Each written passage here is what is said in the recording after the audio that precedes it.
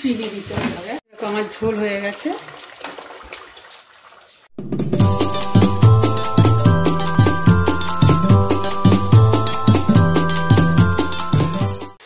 কড়াইয়ে তেল দিলাম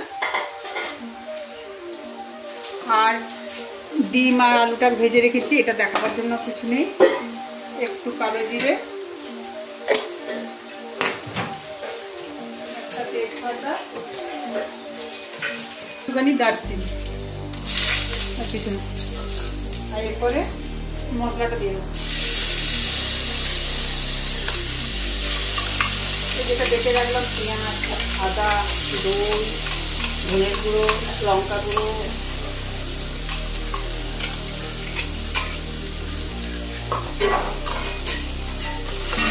এটাকে কষিয়ে নিই।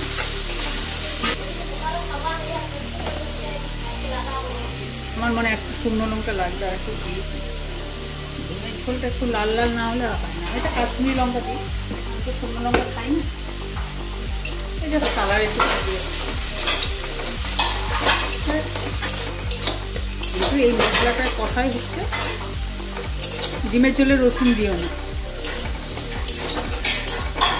ভালো লাগে না, আমার অন্তত ভালো লাগে না। তোমরা একবার ধনে বাটা, আদা বাটা, ধনের গুঁড়ো, আদা বাটা, পেঁয়াজ বাটা দিয়ে করে দেখবে। ছোট্ট একটা পেঁয়াজ দেবে।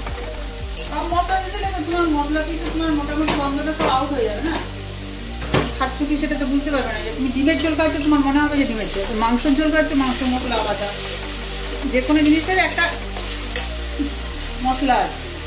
এবার যদি সবুজ শাকসবজি খাচ্ছ, তার জন্য গন্ধটা যদি তোমার যদি ব্রেক করে যায়, তাহলে ভালো লাগবে কি?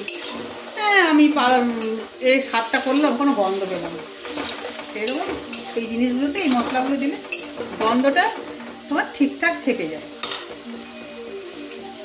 হলুদ গুঁড়ো দিয়ে দিই,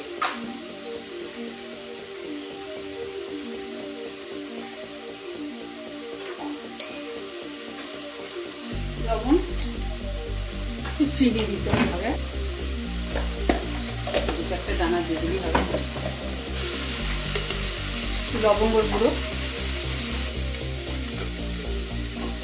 এলাচের গুঁড়ো হয়ে গেল।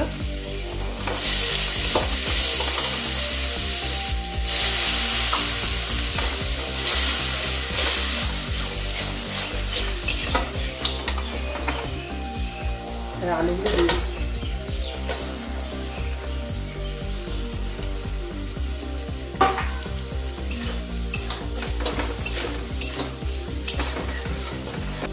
কষা হয়ে গেছে, জল দেব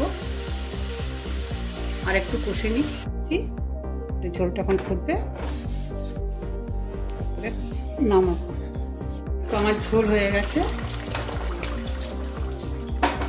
গ্যাস অফ করলাম।